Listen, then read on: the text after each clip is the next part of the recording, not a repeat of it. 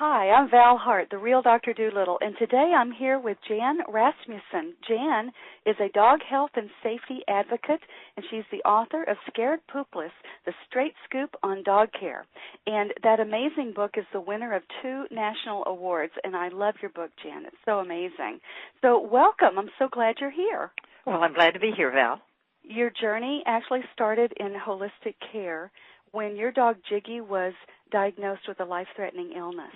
And I know that was a real tragedy and a big-time wake-up call. And that started you on 5 years, has it been 5 years, man, of research and interviews with top integrative veterinarians? Gee, it only seems like 100. Yeah, you were telling me you're retired and you're working harder than you've ever worked in your life. Yeah, I really am. And you've interviewed veterinarians and other experts all over the world, really. You've done consumer advocacy. You have a popular e-newsletter. You have 2 blogs. I don't know how you find the time to do all of this. Truthfordogs.com and blogfordogs.com. And the 4 is the numeral 4, so Truth for Dogs and blogfordogs.com. And you recently organized and hosted the Safer Pet Vaccination Seminar, which raised almost $40,000 for rabies vaccine research, which is absolutely critical. I am so glad you're bringing this to the general public because other people need to know what you're doing. You've got articles and videos on integrative dog care at dogsfordogs.com and a free newsletter, so I hope everybody goes there and signs up for that. And Jan, welcome. I'm so glad you took time to talk with us this morning. Well, we haven't had a chance to talk for a while, so I'm happy to do it. I know. I'm really excited to see what you're up to these days. The vaccination issue is a critical one, and most people are not giving this subject very much thought or attention until, as like what happened with you and your dog Jiggy, until they give vaccinations, and then they wonder why their dogs die or get horribly ill or all of a sudden are chronically ill. And a lot of times they don't even connect it to the shot when that happens. If there's a reaction to a shot and the dog immediately topples over, most people will go, oh, that could have something to do with the shot he just got. Exactly. But more often than not, it's several days, several weeks, or even up to several months after the shot. So they and their vets don't connect it back to the shot. That's right. And I think teaching the vets, teaching the people, us dog parents, we need to know. And it's, by the way, for the listeners, it's not just dogs. I know your focus is on dogs, but we're talking about vaccinations for cats, for horses, for people, right? I mean, the same things and dangers also apply to other species. So, absolutely. Yeah. Just because you may not have a dog doesn't mean you don't need to pay attention to this. It's critical. So we have a choice to advocate for our dog, right, or not, and that can be really hard. How do you know, Jan, what do you tell people about, we either follow the law blindly or we educate ourselves about dangerously reactive vaccines, and we learn how to take precautions when we vaccinate, and and we look for and educate ourselves about the reactions and things. So what do you tell people when they ask you about vaccinations? I tell them that their best source of information may not be their veterinarian, because vets, not all vets certainly, but many vets are not following up with current vaccination protocols. They've changed drastically. They're changing again.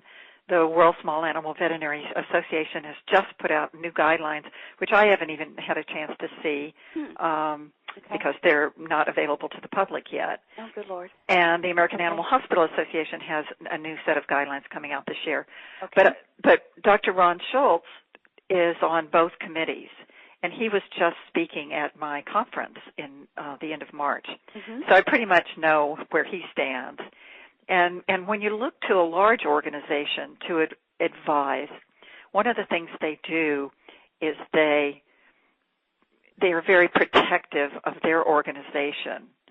And they don't want to tell you what they really do with their animals.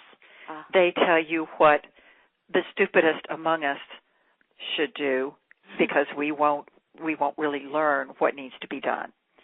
that is, if you ask Ron Schultz how he vaccinates his own dogs, he'll tell you that he keeps them in a protective environment of his home and his own yard, and doesn't vaccinate them until they're 14 to 16 weeks old. And then he gives them one shot, and that's it. And then 3 or 4 weeks later, he gives them a titer test, an antibody blood test. It's called a titer test, and that's TITER. Okay. And if their titers are positive, that means that the shot has worked. And he doesn't vaccinate them again except for rabies, which is required by law. Rabies is the only shot required by law, even though people persist in believing that all shots are somehow required. Well, and our vets tell us that, every time we go in to, talk about this, and they send us annual notices saying, time to vaccinate your pet. And we go in and they have the whole kitchen sink of vaccinations all lined up ready for us, and they argue, oh, no, you have to do all of these things, Well, it is my belief that if your vet sends you a notice saying, it's time for Fluffy to come in and get his annual shot of parvovirus and distemper and all of that, that you just throw it away and find another vet. Because there has never been any science behind vaccinating yearly, ever. There has never been one study that says you need to vaccinate yearly.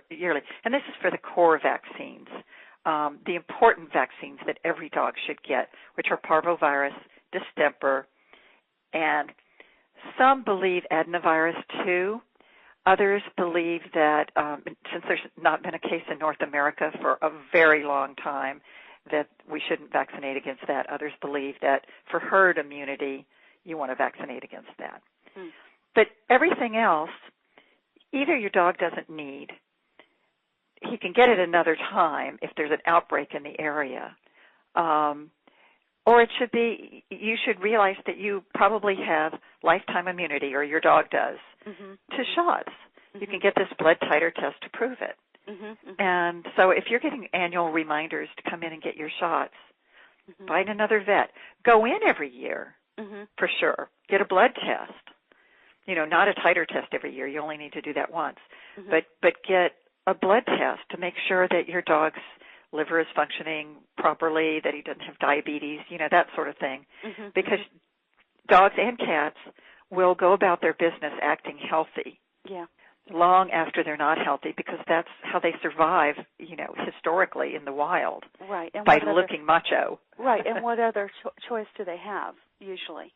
Right. And then unless we're a communicator, like myself, unless we actually talk to them and say, gee, Fido, how do you feel?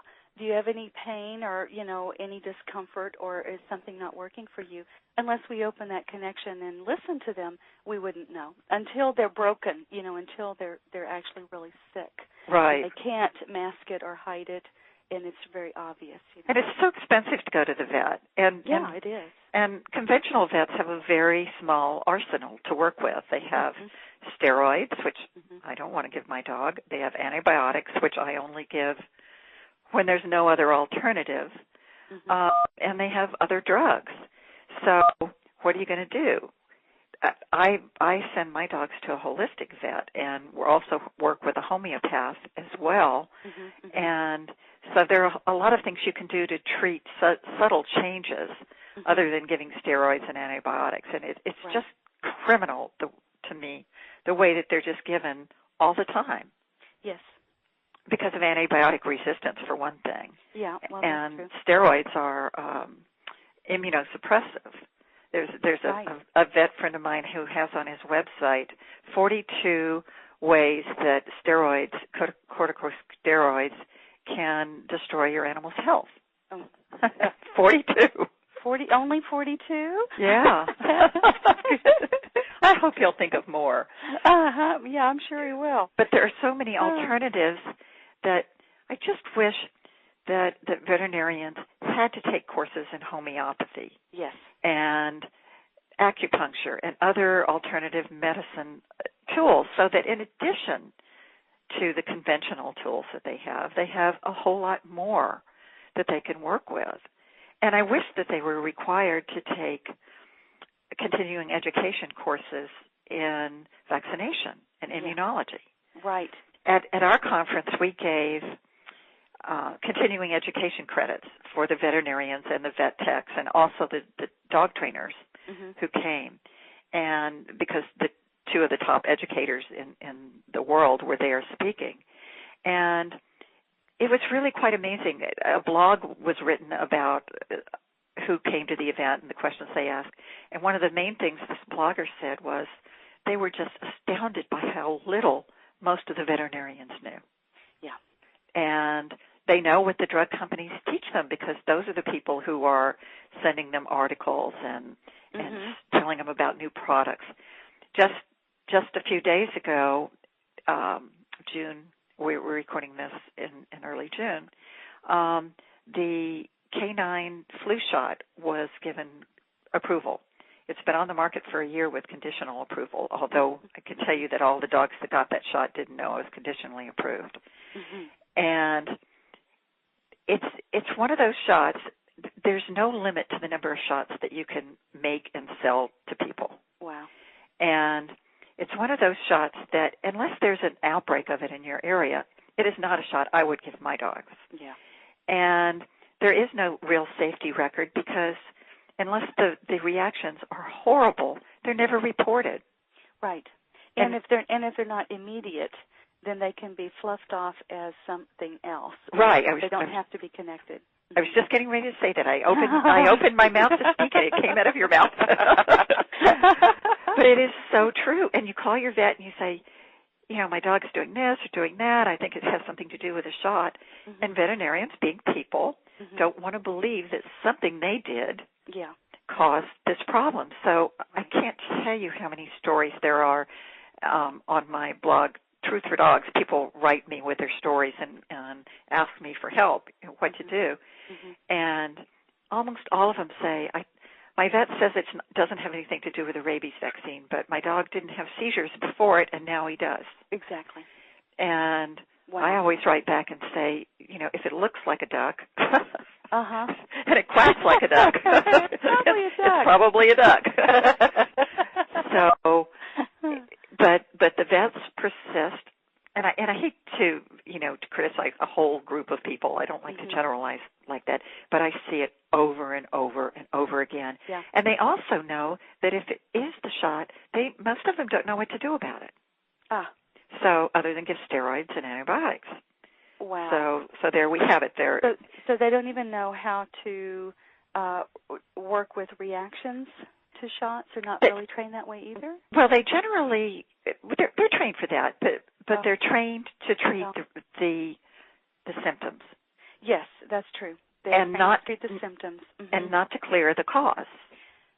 So if the rabies vaccine, say, caused seizures to begin, you can start giving the dog or cat anti-seizure medication. Right. Well, okay, you may or may not get the seizures under control. It's certainly not the way to handle it as far as I'm concerned. But unless you tie it to the rabies vaccine, my dog is... Do you have something to say, Jiggy? Yeah, I know. The rabies vaccine is what gave him his autoimmune liver disease. Yeah. I bet he has a lot to say about that. I think he does. And all the blood tests he has to keep it under control and to let us know where he is all the time. Wow. But, unless you can go back and say, maybe it was the rabies shot. And there's this homeopathic substance that I can give the dog to help clear the effects of the rabies shot, so that you're looking at the cause, not just the symptoms. And maybe I won't have to put this dog on this expensive medication for the rest that has side effects. Right. Yeah, for the rest of their life, and then chase other symptoms caused by that. Right, as they pop up.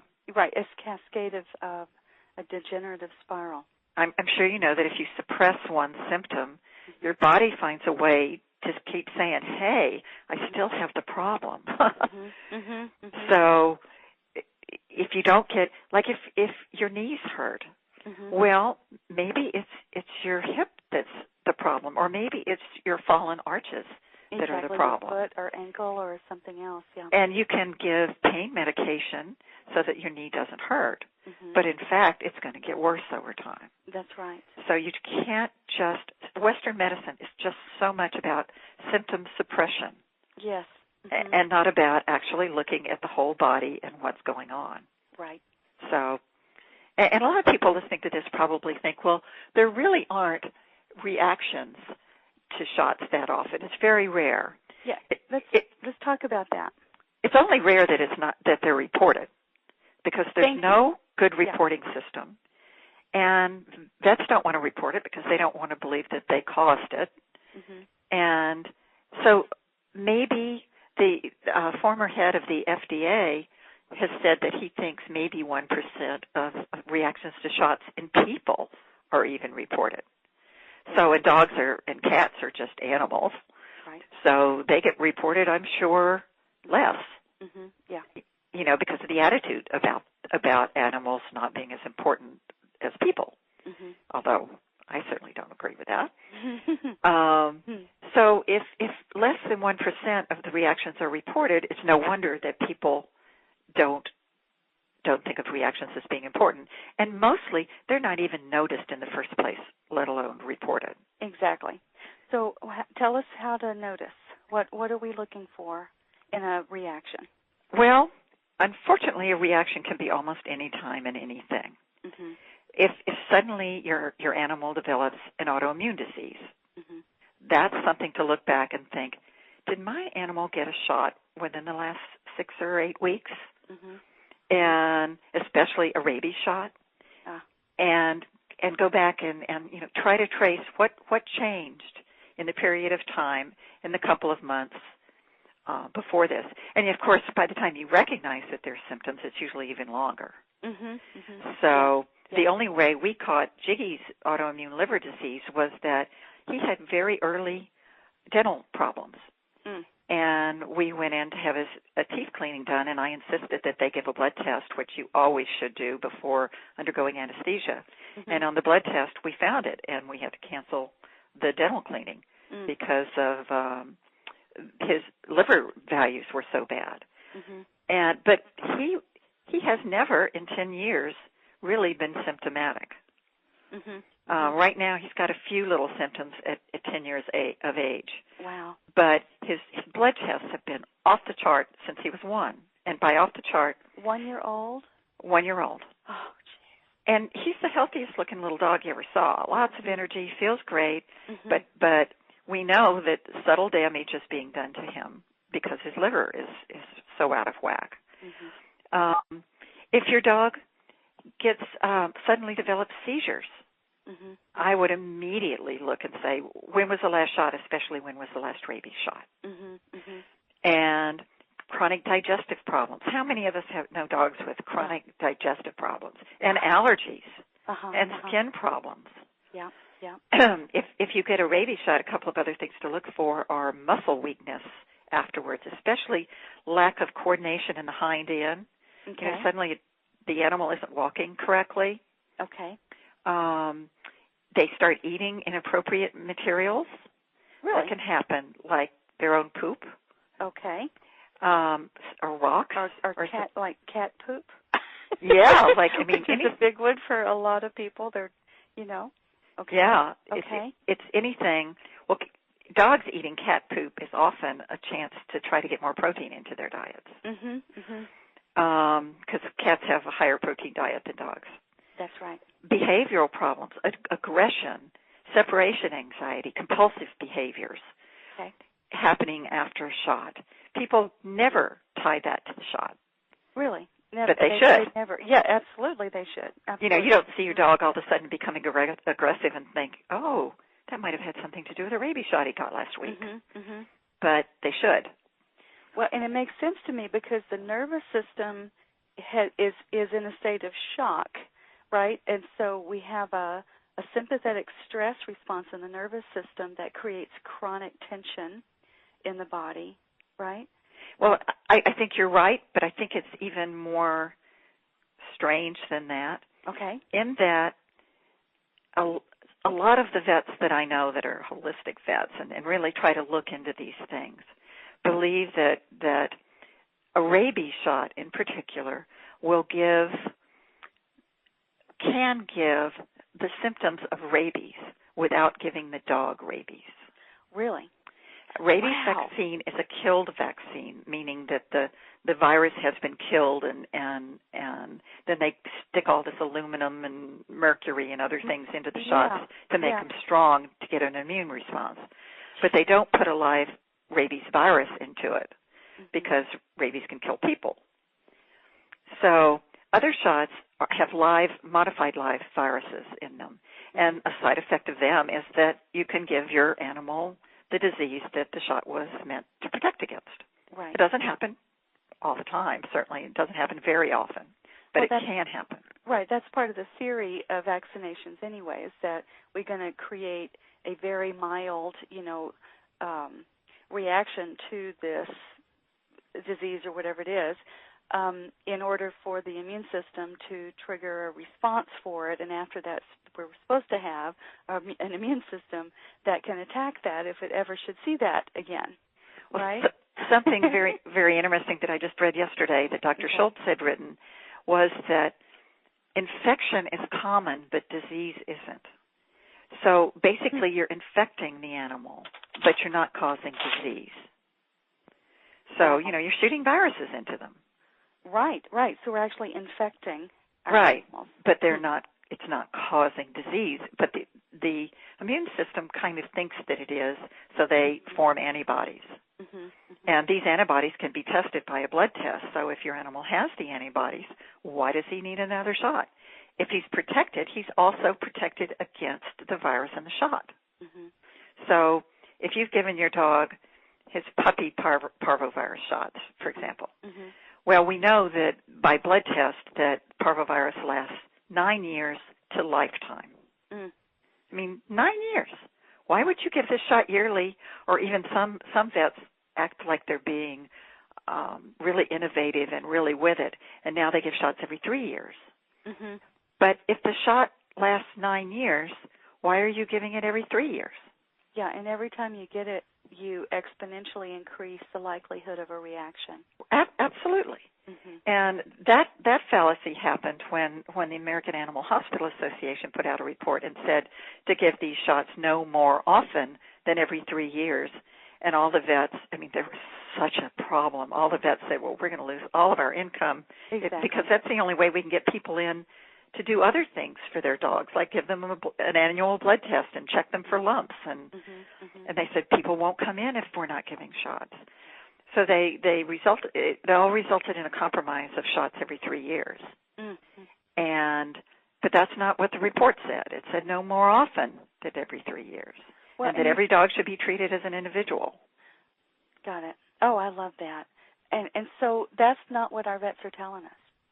That's not what a lot of vets are telling us. What the guidelines are. And I think you brought in a touch on a really important point, which is vaccinations are a big money maker for vets. Right, and they're a big money maker, I'm sure, for the pharmacy companies that are creating them. And like I said earlier, they can create a vaccine for anything, and then all they have to do is sell it to us, through the vets. And the vets don't know because they're not educated or trained enough in this area. And then we have no reporting system, basically. So we begin to see a huge problem. Well, the vets make money off of it. Right. They may really believe that it's necessary because they really don't know enough about it. I know they do. When I've been to several vets with my dog Einstein, and it's like everyone I talk to, they're all on the party line of vaccinations, and I can tell they absolutely believe what they're saying, which is partly what makes it so difficult for the layperson, the dog parent, to argue. You have to work pretty hard to believe that these days. Okay. So I used to believe that they were just ignorant. But Dr. Schultz has been, I think, for 25 years has been telling veterinarians that they're over-vaccinating. And there have been all of these task forces. I think 1998 there was a huge world symposium about it. And then there was another big Animal Hospital Association task force with 14 top experts in 2003 and another one in 2006. And another one is coming up. And the World Small Animal Veterinary Association has been doing this for a long time. So you pretty much have to not to want to learn, to not learn. And the vaccine companies, with the exception of rabies vaccine, which says that it lasts for 3 years on the bottle, the 3-year vaccine. Ironically, the 1-year vaccine says it only lasts for 1 year, but it's the same vaccine. So that wonderful labeling thing. Yeah. And all the other shots, the label says give annually. Well, that was decided a long time ago. If you say give it annually, well, then you sell the vaccine every year. Yeah. So you're making a whole lot more money. And they didn't want to do tests to prove that it lasted longer, although they have now done them. They don't publish them. They don't tell people, this shot really lasts for 9 years, so you should only give it every 9 years. Yeah. And it's counterproductive for them. It's against their business. And probably against their stockholder interests. Yes. So yes. They don't tell us. Yeah. So the label says give it every year. Of course, the label also says give it only to healthy dogs. Right. And that's something that's commonly ignored. Yeah. So they take part of the label as gospel and the other part of the label as something they can ignore. Interesting, isn't and it? Vaccinating a dog that has a mild virus or suddenly has started tearing or has diarrhea, that should never happen. You have to vaccinate an animal when its immune system is healthy enough to mount a response. And yet, when you vaccinate a dog in a kennel, there are reasons for doing it, but you're taking a poor animal that may have been living on the streets, like in a shelter, is what I meant, and totally stressed, probably has been eating badly, and he goes into a shelter and he's given a whole bunch of shots. Right. And who even knows if they're working? Right. Because, the immune system is not functioning properly. Right, and often they'll come in, they're in bad shape to start with. They may not be neutered or spayed, and so they put them under surgery. Right. They neuter or spay them, and they also pop them full of vaccinations. And then they come out of it, and you have a very ill animal. That's what happened to my cat. When we took her from the shelter, she was horribly, horribly ill. But, of course, they thought she was fine. And it was because all that had been done to her in, the space of, a day. And then it literally took me 3 years to get her back to fairly good health. So it's criminal. It really is horrible. And they're spaying and neutering much too early. Yes, I totally agree. I've recently heard, and I haven't really looked into this in great depth, but I'll just throw it out there. Okay. That a lot of vets are thinking about just removing the uterus of a female dog and not the ovaries for the same reason they do it with people, and that the animals still need the hormones. They're never going to go through puberty if you take their ovaries out, right, and chop off their testicles when they're 8 weeks old, which is what they do in shelters. Yes, I think that's horrible, and I've heard it even earlier than 8 weeks. Which is just insane. I've been fighting the party line on my dog Einstein, because, I wanted his growth plates, and for him to mature before we neuter. So it's been a real interesting process with him because some dogs will mature earlier or later, in life, and it's all about the individual dog. And their well-being and their development. Right, the growth plates are their bones. Yeah. And they have to mature before they neuter them. And if they don't, then they have all sorts of problems later in life. Yes, they do. So, I'm all for spaying and neutering. I'm just for keeping your animal away from other animals that could impregnate them or become pregnant. Yeah. Until they're mature enough to have the operation. Right, and any of the unwanted behavior like humping and things like that, you manage it, you train it. You know, it's not something you can't work with. You know, they're not out of control. They simply need to learn, to be in control, and to be managed properly. Right, but by the time that they're doing that, they may be mature enough. I'm not an expert on humping. I can't tell you how much hormone they need for that to begin. Well, it's not even just hormones. It's dominance. A dominance behavior. A lot of other things come into play there, but anyway, never mind. Okay, that's funny. So let's get back to our main topic then. Sorry for the little side trip down another way. Down some other path. But I want to go back to vaccinations. And so what do people need to know about vaccinations? So obviously we have to do some things. So what are your guidelines? What would you tell people to do to make this as safe as possible? Well, the first thing is if your animal is an adult and it's been more than 3 weeks since his last vaccination, have a titer test done for parvo and distemper. It's one test. Dr. Dodds, one of the world's top experts, has a nonprofit lab called HemoPet, and your vet can send it to HemoPet, and it's really not very expensive at all. It's something like $60 for the test, and see if the animal has antibodies to those 2 particular diseases. Okay. If the dog does, then Dr. Dodds will tell you that dog doesn't need vaccinating again, except for rabies, which is required by law. Okay. At the moment, there are no tighter standards for the rabies shot. Okay. The Rabies Challenge Fund, which is a group of volunteers, I'm a big supporter of it.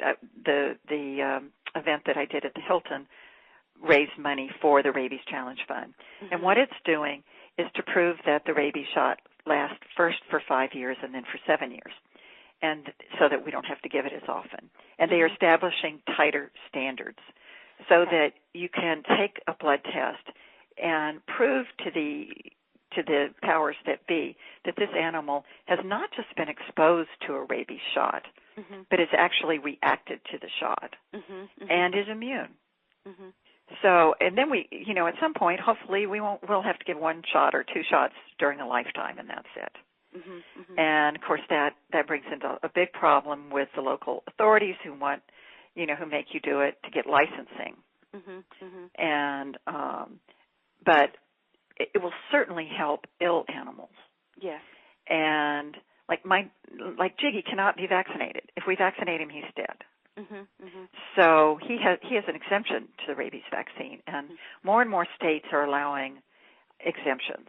And if your state doesn't, get busy, contact the Rabies Challenge Fund and ask them how to do it. Because we are in California, we've been allowing it in many of the cities for a very long time, but a lot of the cities haven't. So there is now a bill that is in the state legislature for the rabies vaccine medical exemptions for sick dogs. And so it will become legal in the entire state, which is big. And they've just recently done one in Massachusetts. I'm sorry? That's wonderful. And, it's happening, and the Rabies Challenge Fund knows how to tell you to go about getting it done. Okay. So, first of all, I hope everybody on the call donates to the Rabies Challenge Fund. Okay. And because it's our one chance to have to stop vaccinating. They have been responsible for changing the law to every 3 years, and it is every state, although it is not every locality. So if you're in a locality where you're having to vaccinate every year, you need to call or email the Rabies Challenge Fund and ask them how to get the law changed. Because there's no reason to give a shot every year if it lasts. Even the manufacturer says it lasts for 3 years. Yeah. And the Rabies Challenge Fund will soon, this is the 3rd year of the study, at the end of 5 years, they'll have proof that it lasts for 5 years, which they already know because the French conducted a study more than 10 years ago. And or almost 10 years ago. So anyway, back from the Rabies Challenge Fund, you need to, and maybe skipping a subject because I just went on to 14 different subjects, so I'll try to get back to what I was talking about in the first place, whatever that was. Okay. Yeah, we were talking about what to do, how to protect your pet, what protocols should you follow. Oh, okay. Thank you. You're welcome. I was trying to keep track. Well, first of all, you need to get a titer test if your dog get your titer test. is That's older than 4 months and or had his last shot at 4 months or older. And it's been almost another month since that shot was given. You do the titer test. Okay. And on my website, Truth for Dogs, with the number 4 in the middle.com, there are a bunch of articles about all of this, about avoiding reactions, about doing all the things that you need to do. Another thing you need to do is if you're giving a shot, and even adult dogs have to get rabies shots by law, get the shot in the morning when you're going to be around for a while. Like for some people, that means Saturday morning. The problem with Saturday morning is that your vet may be closed on Sunday. Yeah, I was going to say, the problem with Saturday is the next day is Sunday. Yeah. Yeah. But some people, that's their only day off. But you really need to have the dog watched because your dog can go into seizures. This is with a rabies shot, but it's also with combination shots, which should never be given. I have a couple of articles about the dangers of combination shots. For one thing, they mix viruses and bacteria, which should never be done.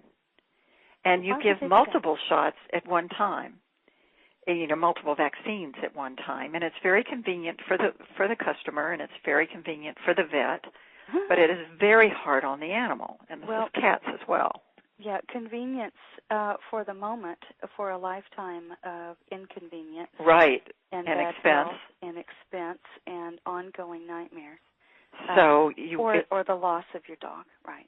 And if your vet's only alternative is to give these combination shots, find another vet.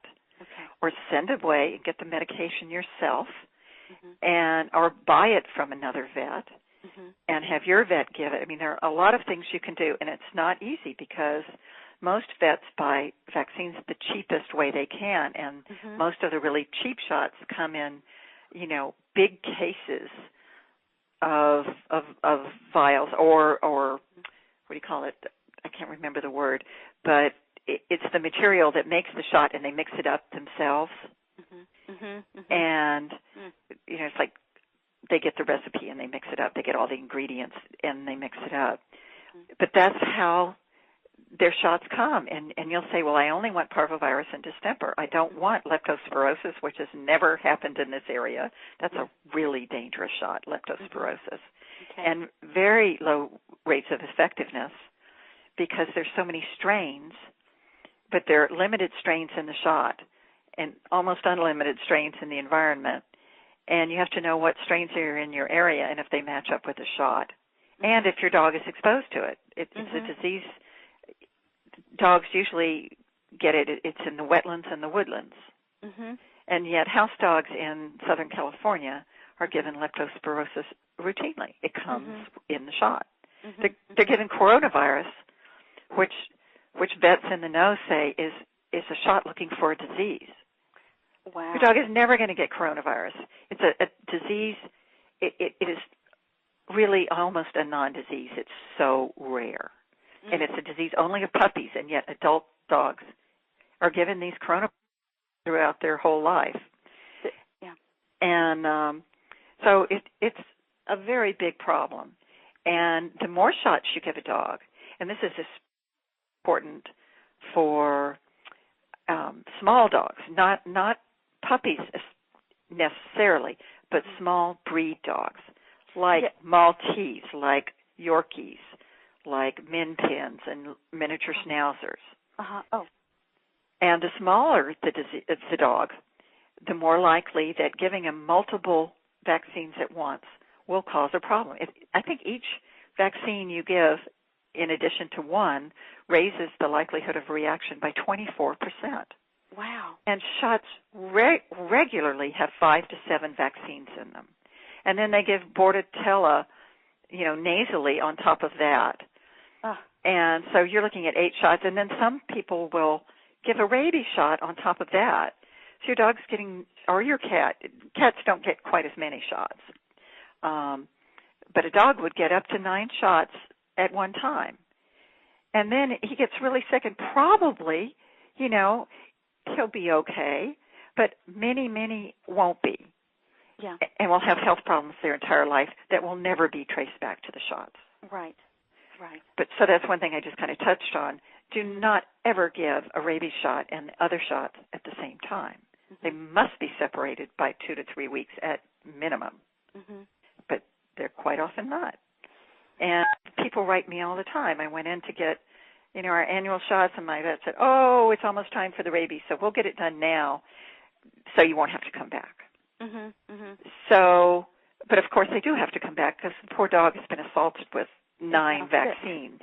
Yeah, you'll come back, but it's not for another shot. You'll come back so that we can spend more time, energy, effort, and money now working with all these artificially induced chronic lifetime problems.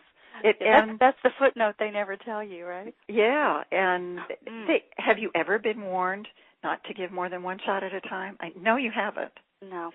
And I just put up a video on YouTube. I forgot to put it up on my website. I need to go do that as soon as I get off this call. Okay, good. About vaccinating small dogs. I do have an article about it, but I also just did a video as well for people that would rather just kind of listen. How can do you have other videos on YouTube? I have a lot. And if you go to K9 Author, that's K and then the number 9 Author, A-U-T-H. I just forgot how to spell author. A-U-T-H-O-R. Being an author, you wouldn't think that would be something I would forget how to spell. You might spell that. I don't know. But if you go to K9 Author, you go to youtube.com/K9 Author. Okay. Then you can find all of them in one spot, and they're about. There's a really good one on the rabies vaccine that my little dog Chicklet did. It's lots of fun, and it's really exciting because last time I checked, over 50,000 people had listened to it. Oh, that's awesome! And of course, with a lot of crazy people making really crazy responses, but well, that's normal. That's YouTube. But I did just put up one about the dangers of vaccinating small and medium-sized dogs. Okay. And I hope people will go in and look at it. Yes. And back to the other thing, if your dog has documented health problems, don't give the shot. Wait till the dog can accept the shot, because it's not going to really do you any good anyway. Probably the dog is going to get sick, and it is very possible that the shot won't take because the immune system is malfunctioning. Wow. So, and vaccine manufacturers will tell you that. They say vaccinate healthy dogs only, but vets don't tell you that. Yeah.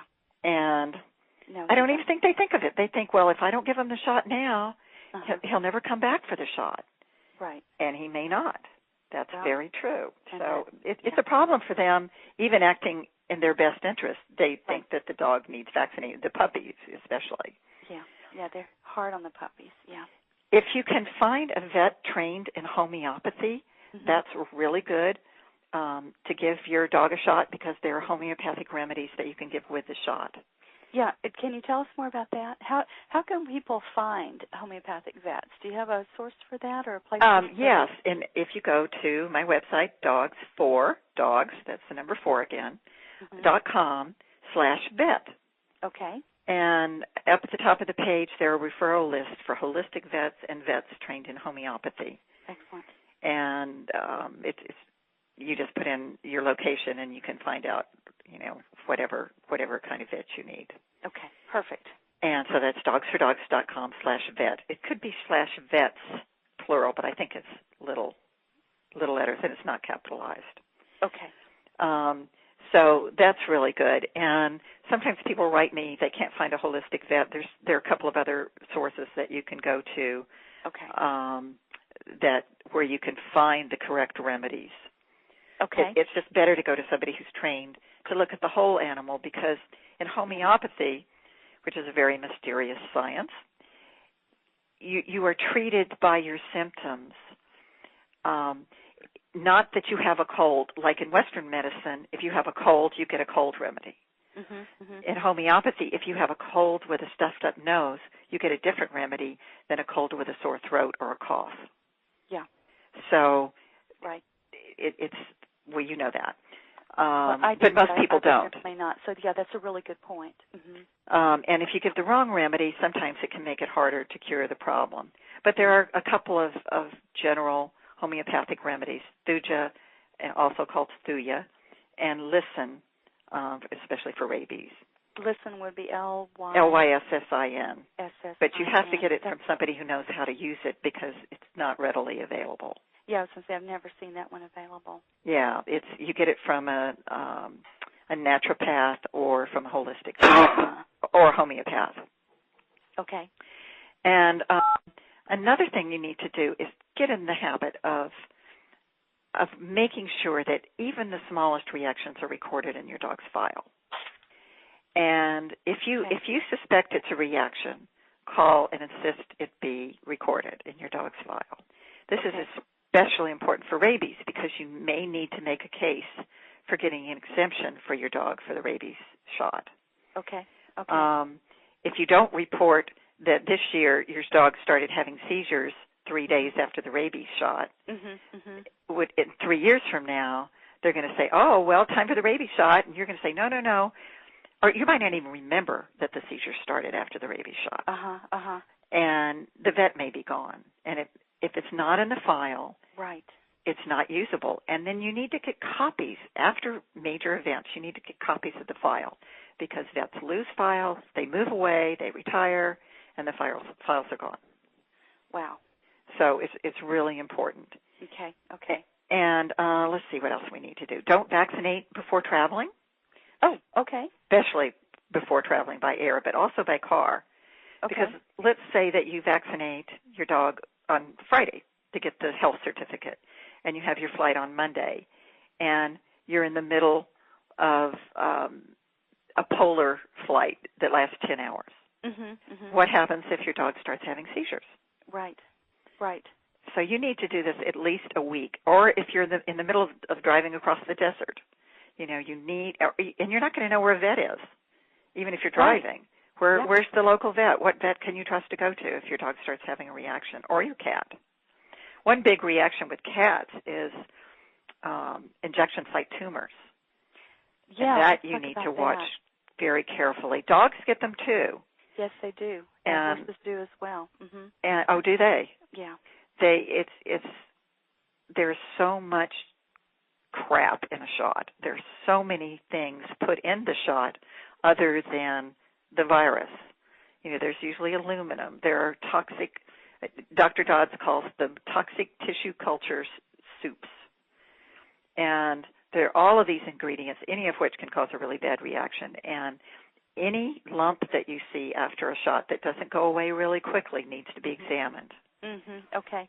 And because there's a case study on Blogs for Dogs about a little Chihuahua who had a lump in his hip. And after a rabies shot, they usually and should give a rabies shot in the right hip because then you know where it was given. So if something happens in that area, you at least have reason to suspect a rabies shot. If they give it all over the dog, then you don't know. In cats, there's a recombinant shot. It's called a recombinant shot for rabies, and it's a much safer shot now. And they developed it because so many cats got injection site tumors. And they also developed the practice of giving it as low on the cat's right hind leg, as possible, so that if the cat developed the tumor, they could cut the leg off. God. Not make the shot safer. Jeez. Cut the leg off. That was the first thing they decided to do. But the recombinant, if you have a cat, there's a recombinant rabies vaccine. And at truthfordogs.org, I have truthfordogs.com and org. But on .org, there's a lot of information about making rabies vaccinations safer for dogs and cats. And there's also a place to click to donate to the Rabies Challenge Fund. And I don't take any money from that. That goes directly to the fund. And also, since we're talking about it, I recorded much of the session that I did in California with Dr. Dogs and Dr. Schultz speaking. Okay. And it's a wonderful recording telling you all sorts of things that you don't know and your vet probably doesn't know. So even if you don't want to listen to it yourself, to buy it for your vet, I think it's going to be about $60 and also include a subscription to a wonderful new online dog health magazine, pet health magazine. No, I guess it's all dogs. Oh. And a free subscription for a year, and our program guide that has lots of articles by Dr. Dodds and Dr. Schultz, and everything goes to the Rabies Challenge Fund except for shipping costs. Wow. So, and they will be actual shipping costs, not shipping and handling, of $45. Like sometimes you see, it's only $19.95, and then you call and shipping and handling is another $20. Right. The product itself is only $9.95. This is going to be actual, the cost of the envelope and the cost of the stamps. Okay. So how do they find that? I am in the process of trying to get my software to make a disk out of this so it can get duplicated. It's being duplicated for free by somebody who has a company that does it, whose dog had a horrible vaccine reaction. Oh, God. And so I'm hoping it will go to duplicating within the week. Okay. So if right now you can go to dogsfordogs.com/saferpet, all little letters, SAFERPET, like make your pet safer. Yeah.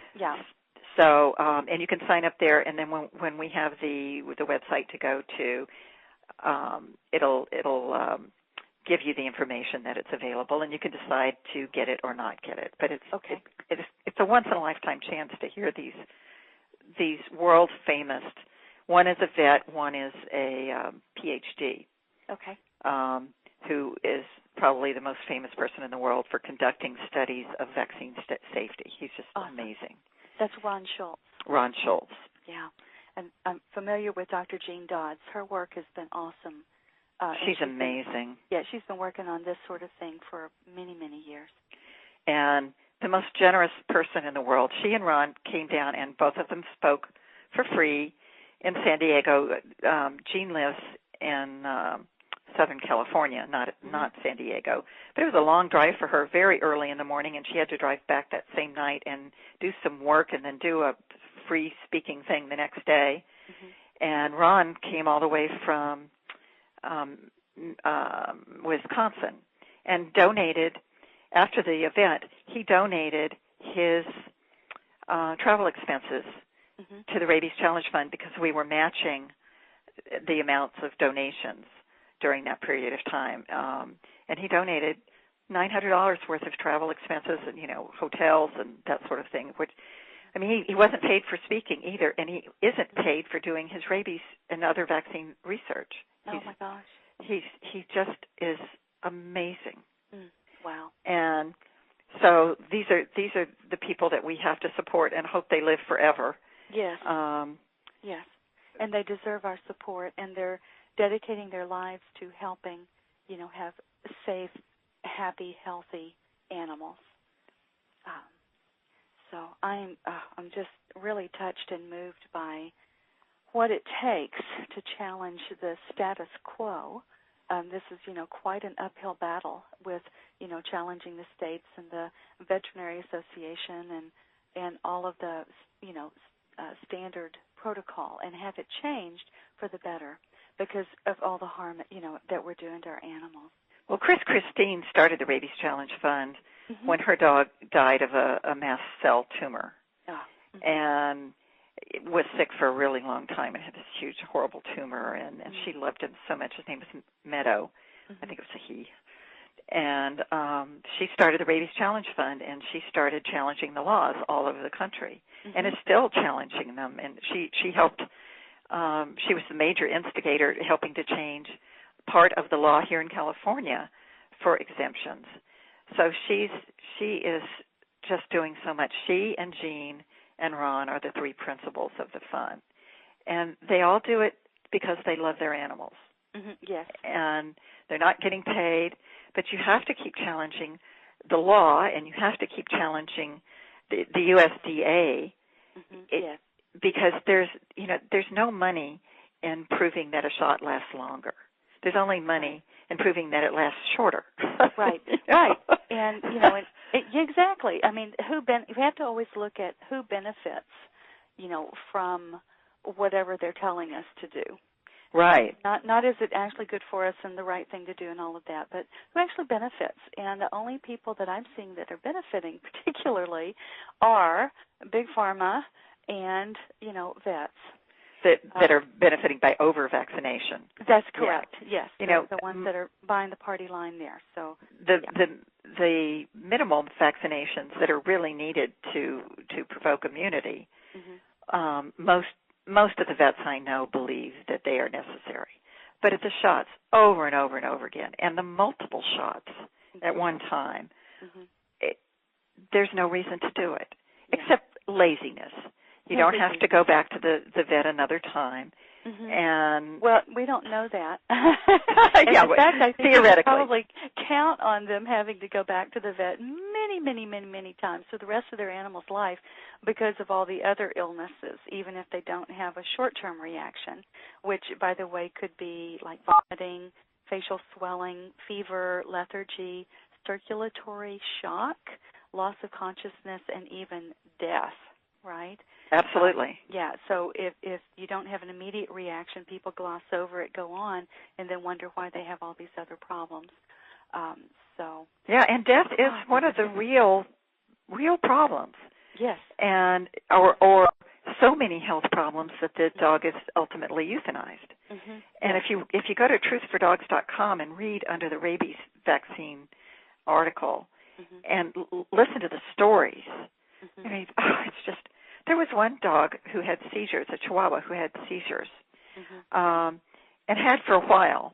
Probably it was never traced back to a rabies vaccine, but I doubt it. Yeah, I bet there's a good chance that it was caused by the rabies vaccine. Yeah. And anyway, he took the dog to the vet because the dog was having seizures, and while he was at the vet decided this would be a really good time to catch him up on his rabies shots and other shots. Oh, my God. Vaccinated the dog, gave him a pedicure, cut his toenails, charged him for it, and the dog died. Yeah. And, of course, the dog died because he had seizures. Well, let's start and figure out why he had seizures in the first place. And do you give an animal that is having seizures, multiple seizures, shots? Exactly. And fortunately, this guy went after the vet, and the vet has retired. Well, and he should have. And should have retired before he killed the dog. Criminal. Exactly, it's criminal. I'm so sorry. But most people don't report that when people write don't know. Yeah, I tell them, yes, it's likely that this was caused by the shot. Yes. Yes, you should get it in your dog's file. Find somebody trained in homeopathy, and a lot of homeopaths for people also do animals. They're not quite as well trained usually as vets trained in homeopathy, but sometimes they're more trained. And so that's another source for you. And yes, you should try homeopathy to clear the vaccine from the dogs. You don't lessen the efficacy of the vaccine. You lessen the symptoms. Right. And it's not an exact science. Sometimes it helps, sometimes it doesn't. But it doesn't. It can't hurt. Certainly can't hurt. No. And the other thing you need to do is report it to the manufacturer. The reaction to the shots manufacturer. Report it to the vet and tell the vet to report it to the manufacturer. Right. And there's some other places that they can report it. There's no really good reporting system. That's something that the Rabies Challenge Fund will be working on in a couple of years, is getting a really good reporting system. Yeah, real interesting how they managed not to even create a channel for people to report problems. Well, there wasn't one for children either. Oh, good Lord. And for children. Look at the exponential increase of autism in our children right now. Of course, they say it has nothing to do with the shots, but... Well, they're insane. We'll see. It could also have something to do with all the hormones and antibiotics in our milk. It could be, yes. And meat. So, but all of these things, you just have to stop and think, does this make sense? Educate yourself. Yeah. Do you need to give my 10-year-old dog? Don't give any 10-year-old dog shots. Does he need his puppy shots again? Right. What was wrong with the shots I get in my childhood last a lifetime? Why doesn't my dog's puppy shots last a lifetime? Yeah. Well, they do. Yeah. Right. And, one of the things you say, and I heartily endorse it, is that a truly loving guardian is an informed guardian. And we are the guardians of our animals' health and well-being. And so we have a responsibility to educate ourselves. Something I always tell my husband when he rarely acts up, when he thinks whatever I think is right isn't, is love is a verb. It's just not a feeling that you have for your animals. It's one thing to love your cat, to have the feeling of love for your cat. It's another thing to educate yourself about what's best for the cat. That's when love is important. Otherwise, it's just kind of a feeling, Well, a feeling with no action, no responsibility. Right. And then people say, "Oh, I'm so heartbroken. My dog died or my cat died. I don't think I can exist. I'm going to die." Well, what did you do to make sure that animal would live? Yeah. Well, I spent $2,000 at the vet. Well, why did you have to spend $2,000 at the vet? What kind of food were you feeding? How many shots were you giving? Yeah. Are you using arthritis medication with a side effect of death? Yeah. Have you even looked at what the side effects are? Are you giving heartworm medication in the winter when it's impossible to get heartworms? Yeah. I have 2 articles about heartworms at truthfordogs.com. Okay. So if you haven't bothered to learn about it, and it's not easy. You have to seek out the information. I've tried to put as much on my website as possible, and give you links to other places to go to find more trustworthy links, because a lot of the information is funded by pharmaceutical companies. Yes.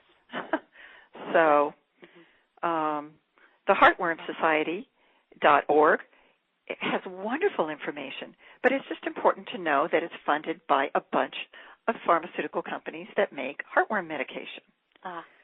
So let's guess what kind of results they're going to be finding. Yeah, well, but most of what we know about heartworms, we know because of them. So, they're good things that they have done, but they now recommend heartworm medication throughout the year. Well, how many places? You have to have sustained warm temperatures for heartworm to develop, and you have to have mosquitoes. So if it's winter in Wisconsin, you're not going to be giving heartworms to dogs, and cats. It's very hard to give a heartworm to cats. It's possible, and it's very deadly, but you need to educate yourself. And don't give a big overload of medication. Some dogs are on arthritis medication with lots of side effects. If they tell you to come in regularly and get blood tests for the medication, you know that this really needs to be watched. And they're on heartworm meds, and they're getting shots all the time, and they're eating grocery store foods, which are mostly corn with unlimited levels of pesticides allowed. And then you say you love your dog and you're devastated or your cat because they died. Well, was it your fault? Yeah. Did you really? I hate to say that, but what did you do? It's like smoking and drinking to excess, and then being devastated because you're ill, and being, way overweight and not trying to do something about it, and then, developing diseases because of it. Yeah. Our animals can't self-regulate. They don't know. If you're giving them shots, they can't say, "Hey, Mom, stop it. I don't need this shot." Really, I don't want that today, or this food you're feeding me is crap and it's making me sick, or So it's nobody's fault but your own. Stop putting that poison on my skin that you and children aren't even allowed to touch because it's dangerous. And stuff on your floors that are, keep out of reach of children, and then you throw food on the floor and the dog eats it off the floor. So there's so many things. It's hard to find good information. Yeah. And you are being bombarded by advertisements and by vets saying if you don't do this, your animal's going to die. I understand it's hard. For years, I can't believe how I treated my animals. I thought I loved them, but I fed them the worst stuff. I didn't know. I thought I saw the advertisement. I thought it was the best stuff. Well, yeah, that's why people do it. They buy the party line that's okay. It's good stuff, and if their animal will eat it or whatever, or they don't keel over dead immediately, then they think they're fine. And it's easy. You know? And it's easy and convenient, and all that stuff. So I'm getting harsher in thinking that vets need to change and people need to change. Yes. And you're doing a lot to help us educate ourselves, and I want to acknowledge you and appreciate you so much, and so glad you're able to share this with all of us. Thank you. Once you know all of this, you're compelled. Yes. You can't keep this kind of thing. It's like knowing that there's a ticking bomb in the corner and not doing anything about it. Right. At least say, there's a ticking bomb. Call the police. You have to at least do something other than just I think I'll go I want to get involved. Yes. But I hope this has been helpful. And Thank you. I just wanted to say, I know we've given you lots of websites to go to. We do. Let's kind of summarize a bit, don't you think? In case anybody hasn't written it down or gotten it just yet. So what are the contact information then? One more time. Okay. My main website is dogs.com. Dogsfordogs.com. And you can get to the articles on the blogs from there. At the top of the page, there are a bunch of links directly to articles. Okay. So that's important to remember. Great. And they're great vaccine articles and heartworm articles, if I do say so myself. A lot of interviews, I'm really careful with what goes up there, and I have no agenda. I don't make any money off of whether people get shots or they don't get shots. So I'm as careful as I can be. But, you can make mistakes and things change, but I'm as careful as I can be. Yes. And to sign up for the video from the two vets, you go to dogsfordogs.com/saferpet. Okay. And those are really the only two things that you need to know. When you go to Dogs for Dogs, there are links to vaccination. You can just click vaccinating, and then it'll give you the rabies vaccine page, or it'll give you the regular shot page. Okay. How could they donate to the Rabies Challenge Fund? You can go to the rabieschallengefund.org. Okay. You can buy the video. That will also be a donation, plus give you money or give you information. Okay. Buy it for your vet. It would be, or get it for yourself and lend it to your vet. Yeah, I would say get 2 copies, one for you and one to loan out to everybody you know. Yeah, that would be great. Right. And it's, you're donating to the Rabies Challenge Fund in the process. Right. You can also go to my website, click vaccinating, click Rabies Vaccination, and there's a donate link on that page with a little bit more about the Rabies Challenge Fund. Okay. So there was one truthfordogs.org. Is that right? Yeah, that's if you go to vaccinating and then click Rabies Vaccinations. Okay. It's a redirect to truthfordogs.org, which gives you a lot of information about how to vaccinate for rabies more safely, and a link to the Rabies Challenge Fund. Well, this is wonderful information, Jan. I think we've talked quite a lot longer than we had expected. But it was a surprise. Yeah, it was a big surprise. But, yeah, this is such critically important information, and I hope everyone wakes up and pays attention, because I know we all love our animals and we want the best for them. And like you said, we have to educate ourselves to know what the truth is. And you're doing a great job of getting that truth out there. So thank you so much. Oh, well, you're welcome. I just looked at my watch and realized we did talk a while. I know, quite a while. Well, I hope people stuck with us. I do, too. Anyway, so let us know what you think about, for our listeners, if y'all will let us know what you think about our discussion today. If you have any questions, contact us. We've given you all the websites and links and stuff, so. Okay, terrific. Thank you. Thank you. Bye-bye. Okay, bye-bye.